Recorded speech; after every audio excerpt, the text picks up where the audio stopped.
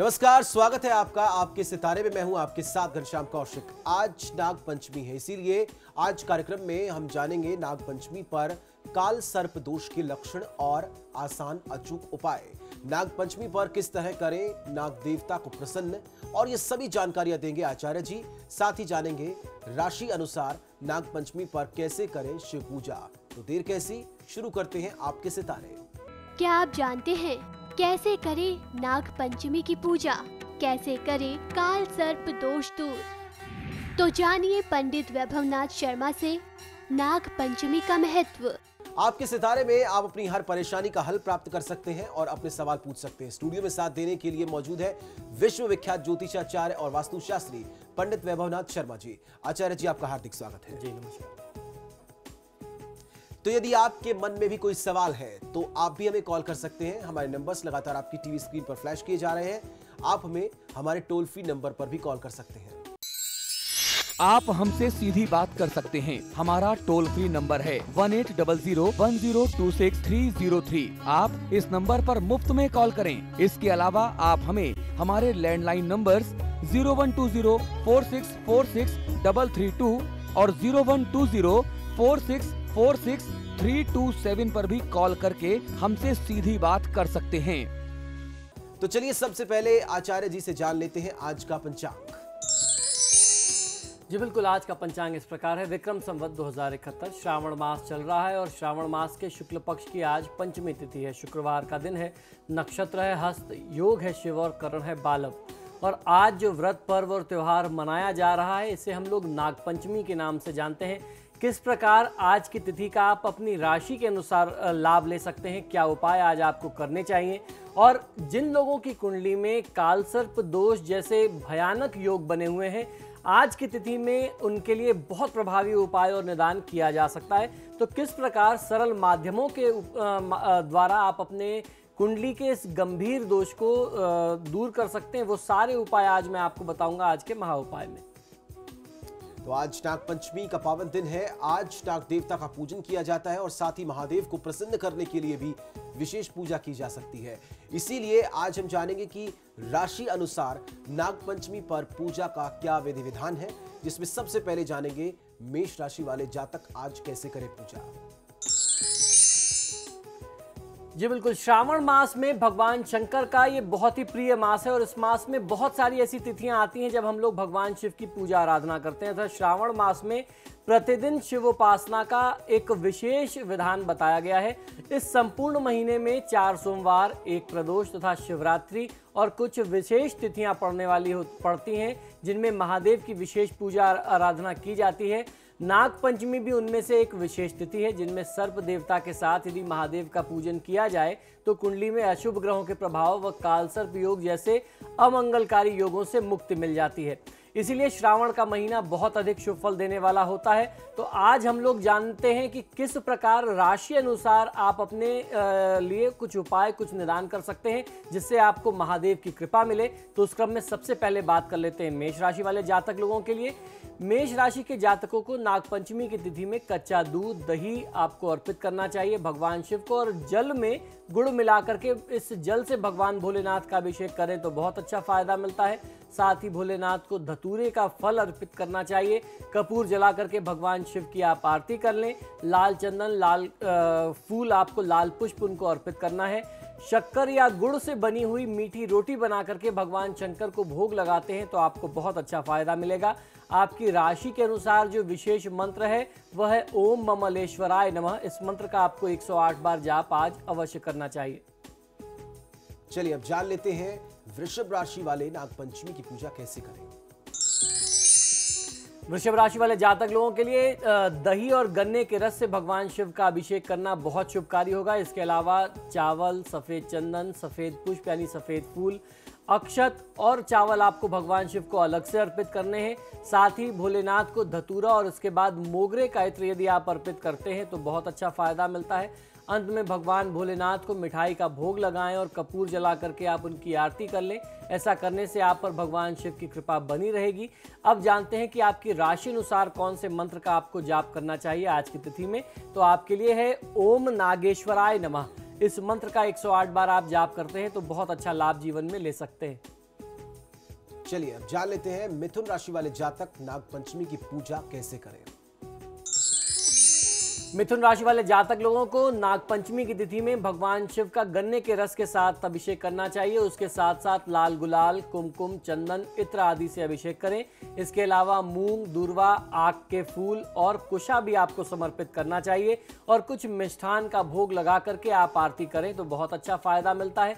इसके साथ साथ ओम भूतेश्वराय नमः इस मंत्र का 108 बार जाप करना, यह आपकी राशि अनुसार विशेष मंत्र है। यह आपको बहुत अच्छी शुभता आज के दिन में और आने वाले समय में देता रहेगा। चलिए अब जानते हैं कर्क राशि वाले जातकों के सितारे आज क्या कहते हैं। कर्क राशि वाले जातक लोगों को नाग पंचमी की तिथि में भगवान शिव का अभिषेक घी तथा अष्टगंध और चंदन से करना चाहिए। साथ ही कच्चा दूध, सफेद आकड़े के पुष्प यानी मदार के पुष्प और शंख पुष्पी भी यदि आप भगवान भोलेनाथ को चढ़ाते हैं तो अच्छा फायदा मिलता है। गेहूं के आटे से बनी हुई रोटी, मिठाई और अन्य प्रसाद का भोग लगा करके शिवलिंग का पूजन करना चाहिए। और महादेव के जो 12 नाम हैं, यदि आप उन 12 नामों का स्मरण करें, यही आपके लिए राशि मंत्र होगा आज के लिए, तो इससे आपको बहुत अच्छा फायदा मिल सकता है। चलिए अब जान लेते हैं सिंह राशि वाले आज नागपंचमी की पूजा पर क्या खास करें। सिंह राशि वाले जातक लोगों को नागपंचमी की तिथि में गुड़ के जल से और उसके साथ साथ फलों के रस से भगवान शिव का अभिषेक करना चाहिए। जल में यानी पानी में शक्कर घोल करके भी आप भगवान शिव का अभिषेक कर सकते हैं। गेहूं और मदार के पुष्प यदि आप भगवान भोलेनाथ को चढ़ाते हैं और उसके साथ साथ गुड़ और चावल से बनी हुई खीर, जिसे बखीर कहा जाता है आम भाषा में, यदि आप इसका भोग महादेव को अर्पित करें तो महादेव की कृपा आपको तत्काल प्राप्त होती है। और इस विशेष तिथि में आपकी राशि के लिए जो विशेष मंत्र है वह षडाक्षर मंत्र है, यानी ओम नमः शिवाय मंत्र का आपको आज की तिथि में 108 बार जाप अवश्य कर लेना चाहिए। आपके लिए बहुत कल्याणकारी ये मंत्र सिद्ध होने वाला है। चलिए अब जान लेते हैं कन्या राशि वाले कैसे करें आज के दिन में पूजा।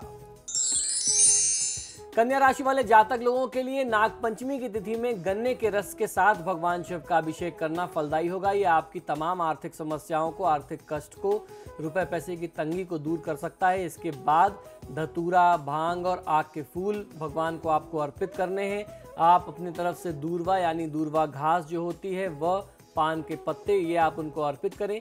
इसके साथ ही बिल्व पत्र पर नैवेद्य रख करके यदि आप महादेव को अर्पित करते हैं तो ये उनको प्रसन्न करने वाला होता है। और अंत में आपको कपूर मिश्रित जल से उनका अभिषेक एक बार पुनः कर लेना चाहिए। शिव चालीसा का यदि आप पाठ करते हैं तो यह कल्याणकारी सिद्ध होगा आपके लिए भी और आपके परिवार के लिए। इससे महादेव की कृपा आपको बहुत आसानी से प्राप्त हो सकती है। अब जान लेते हैं तुला राशि वाले जातक आज नागपंचमी की पूजा कैसे करें। तुला राशि वाले जातक लोगों को नागपंचमी की तिथि में जल में तरह तरह के पुष्प डाल करके इस सुगंधित जल से भगवान शिव का अभिषेक करना चाहिए। इसके अलावा इत्र या सुगंधित तेल से भी भगवान भोलेनाथ का आप अभिषेक कर सकते हैं। और उसके उपरांत दही, शहद और श्रीखंड का भोग और प्रसाद यदि आप अर्पित करें तो फायदा मिलेगा। इसके बाद सफेद फूल, बिल्वपत्र, मोगरा, गुलाब, चावल, चंदन आदि भोलेनाथ को आपको अर्पित करना चाहिए। और इस सारी प्रक्रिया के अंत में भगवान भोलेनाथ की आप अपनी तरफ से आरती कर लें। आपके लिए जो राशि अनुसार विशेष साधना का मंत्र है वह शिवाष्टक का पाठ कर लेना, यानी शिवाष्टक का यदि आप पाठ करते हैं, यही आपकी राशि के लिए मूल मंत्र है आज का। शिवाष्टक का पाठ करना आपको बहुत अच्छा फायदा देगा। चलिए अब जान लेते हैं वृश्चिक राशि वाले जातक नागपंचमी की पूजा कैसे करें। वृश्चिक राशि वाले जातक लोगों के लिए नागपंचमी के पर्व पर पंचामृत से भगवान शिव का अभिषेक करना शीघ्र फलदायी माना जाता है। साथ ही लाल पुष्प भी आपको अवश्य ही अर्पित करने चाहिए। महादेव का श्रृंगार आपको भात यानी चावल से करना चाहिए। शिव पूजा में भात पूजन का बहुत विशेष महात्म्य है। खासतौर पर मंगल देव, मंगलनाथ कहा जाता है, जो उज्जैन में है, भगवान शिव का स्वरूप है। और ऐसा मानते हैं जिनकी कुंडली में मंगल का दोष होता है, मंगलनाथ की पूजा करना और खासतौर पर भात पूजन करना वह मंगल के सभी अशुभ योगों को मिटा देता है। तो आप यदि भात पूजन करते हैं तो इससे आपको बहुत अच्छा फायदा मिलता है। ये भात पूजन की प्रक्रिया ये है कि आपको चावल को पहले पका लेना चाहिए। इसके बाद इन चावलों को आपको ठंडा कर लेना चाहिए और उस ठंडे हुए चावल से जब वो एकदम एकदम पूरी तरीके से ठंडा हो जाए तब उस चावल से आपको भगवान शिव का श्रृंगार करना है, उनको और सौंदर्यता बढ़ानी है। सूखे मेवे का आपको भोग अर्पित करना चाहिए। बिल्वपत्र, गुलाब आदि अर्पित करके आप उनकी आरती कर लें अपनी श्रद्धा के अनुसार, तो आपको फायदा मिलेगा। और आपके लिए जो मंत्र मैं बताने जा रहा हूं, इस मंत्र का ध्यान रखिए, ये बहुत अच्छा फायदा दे सकता है। ओम अंगारेश्वराय नमः। ओम अंगारेश्वराय नमः। ओम अंगारकाय कहते हैं मंगल देवता का ये मंत्र है और ये उसके भी इष्ट हैं। ओम अंगारेश्वराय नमः, ये उनके भी ईश हैं। तो इस मंत्र का जाप करने से आपको हर प्रकार से राहत मिलेगी, लाभ मिलेगा। अब जान लेते हैं धनु राशि वाले जातक नागपंचमी की पूजा में किन किन बातों का ध्यान रखें। धनु राशि वाले जातकों को नागपंचमी के पर्व पर शुद्ध जल, शहद, घी से आपको शिवलिंग का स्नान कराना है। फिर उसके बाद दूध में हल्दी मिला करके भगवान भोलेनाथ का अभिषेक करना आपके लिए बहुत फलदायी माना जाएगा। इसलिए इस राशि वाले जातक लोगों को सावन में हल्दी मिले दूध से ही भगवान शिव का ज़्यादा से ज़्यादा अभिषेक करना चाहिए। इसके साथ ही भगवान को चने के आटे और मिश्री से मिठाई तैयार करके आपको अपने हाथों से भोग अर्पित करना चाहिए। पीले या गेंदे के पुष्प यदि आप पूजा में अर्पित करते हैं, प्रयोग में लेते हैं, तो आपको फायदा मिलेगा। आपके लिए जो राशि अनुसार मंत्र है वो है ओम रामेश्वराय नमः। इस मंत्र का जाप करना आपको बहुत अच्छी सफलता और जीवन में बहुत अच्छी उत्कृष्टता दे सकता है।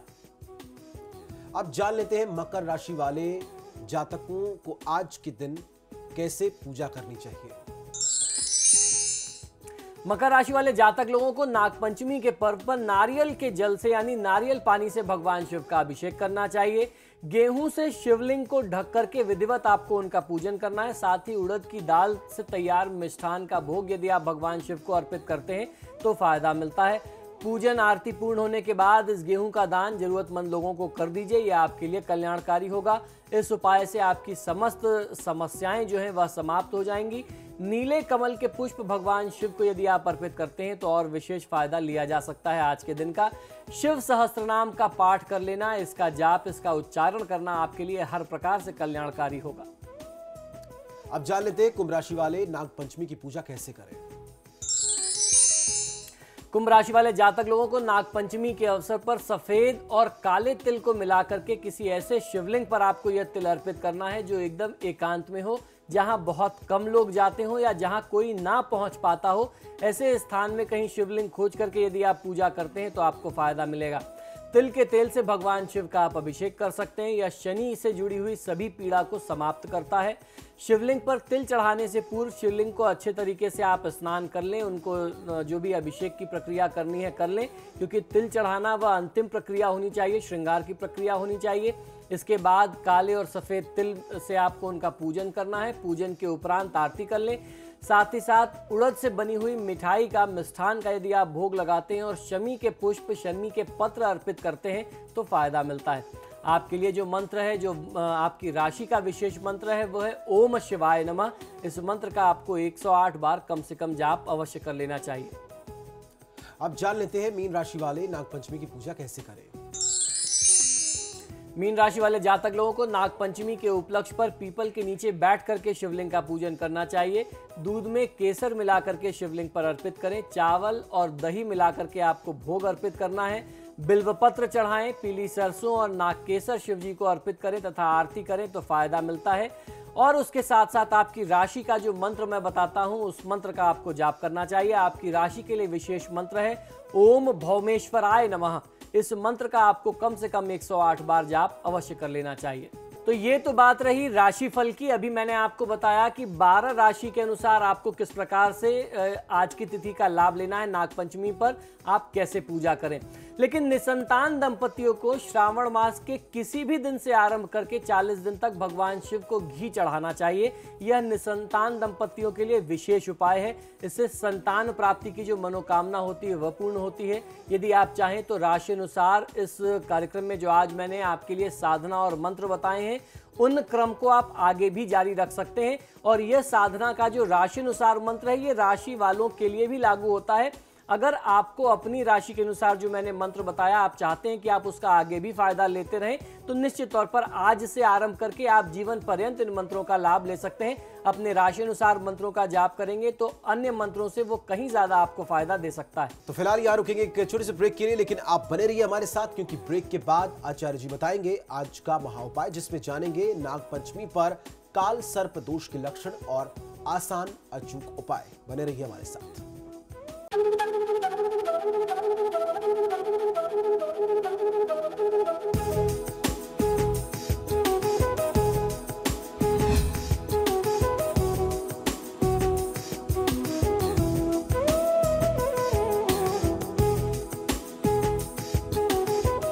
ब्रेक के बाद स्वागत है आपका। चलिए अब जानते हैं क्या है आज का महाउपाय।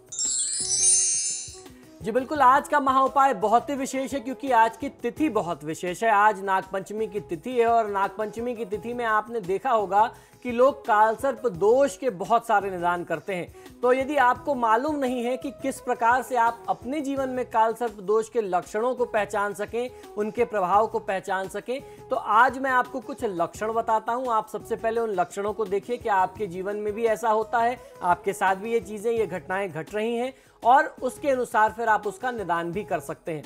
नागपंचमी पर इस तरीके से आपको नाग देवता को प्रसन्न करना है। जो विधि मैं आपको बताऊं उसके अनुसार यदि आप उनकी पूजा आराधना करते हैं तो उनकी कृपा से, महादेव की कृपा से जो भी अशुभ योग होते हैं आपकी कुंडली में, खासतौर पर अगर कालसर्प योग बन रहा है तो उससे आपको मुक्ति मिल जाती है। नागपंचमी हम हिंदुओं का एक प्रमुख पर्व है, प्रमुख त्योहार है। हिंदू पंचांग के अनुसार सावन मास के शुक्ल पक्ष की पंचमी तिथि को नागपंचमी के रूप में हम ये पर्व मनाते हैं। यह श्रद्धा व विश्वास का पर्व है। इस दिन भगवान भोलेनाथ के साथ साथ उनके गले के जो श्रृंगार है नाग देवता, उनकी भी पूजा की जाती है। अगर इस पर्व को देखा जाए तो ये हमारी सनातन परंपरा का एक बहुत महत्वपूर्ण पर्व इस मायने में भी है क्योंकि ये हमें ये सिखाता है या हम इस पर्व के माध्यम से पूरे विश्व को, पूरे विश्व की सभ्यता को ये एक संदेश देते हैं कि सिर्फ मनुष्य ही नहीं, हमारा जो धर्म, हमारी जो सनातन परंपरा है, यह हर एक प्राणी के साथ इस सृष्टि में तालमेल बैठाना सिखाती है। नाग के बारे में हम सभी जानते हैं, वह कई बार हमारे लिए अमंगलकारी हो जाता है, कई बार कष्टकारी हो जाता है, उससे हमें कई बार प्राणों के खतरे हो जाते हैं, हमारे द्वारा उनके परिवार, उनके वंश को खतरे रहते हैं, अक्सर हम लोग उनको जहां देखते ही मार देते हैं। इसीलिए इसकी जो पौराणिक कथा है वो इस तरीके से जोड़ी गई हमारे धर्मशास्त्रों में कि कोई भी जीव किसी दूसरे जीव को परेशान ना करे, उसके ऊपर कोई अत्याचार ना करे, अनायास उनको मारा ना जाए। तो यह जो है एक दूसरे के सम्मान का पर्व है।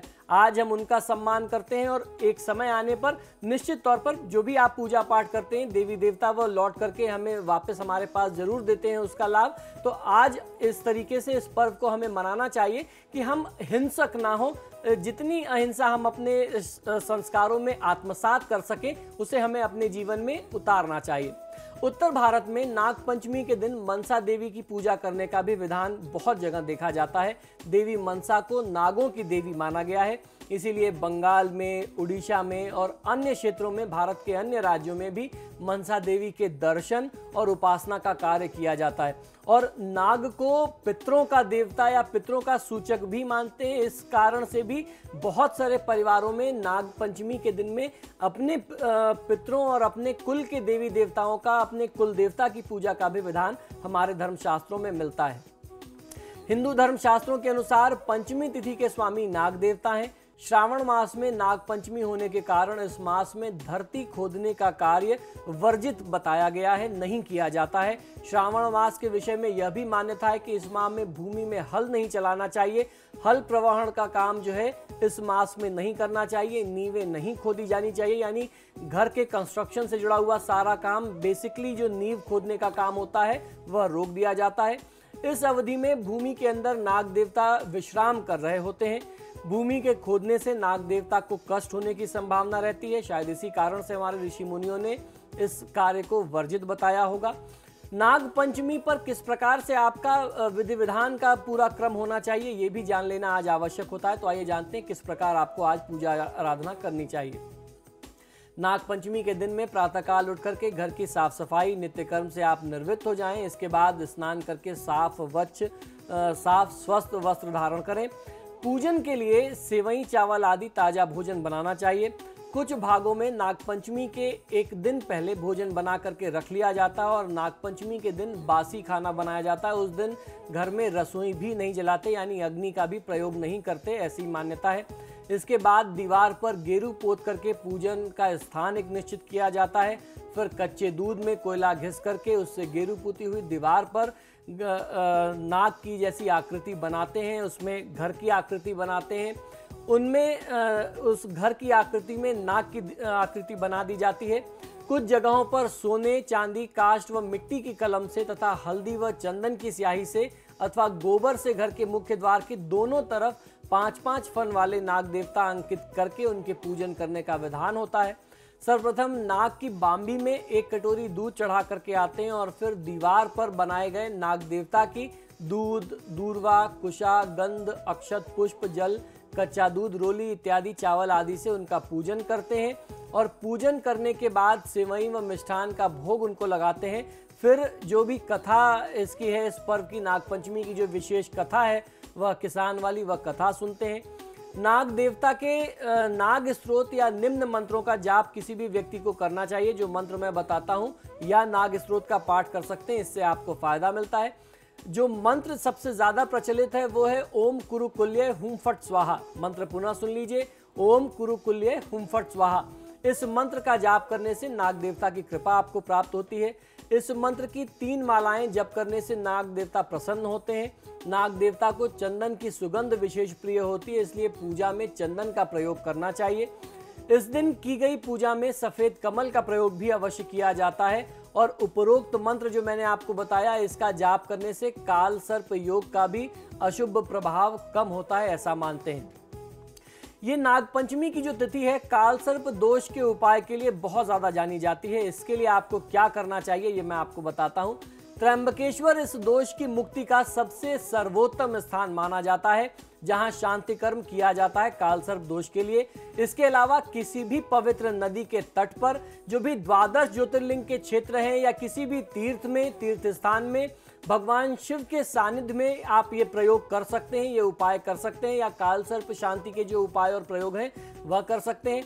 लेकिन हर व्यक्ति का सामर्थ्य इस कार्य को करने का नहीं हो पाता, क्योंकि इसमें समय भी बहुत ज़्यादा लगता है और यह काफ़ी खर्चीला भी होता है। इसलिए लोग त्र्यंबकेश्वर जाकर के जो उसका एक विधि विधान है वो पूरा नहीं कर पाते।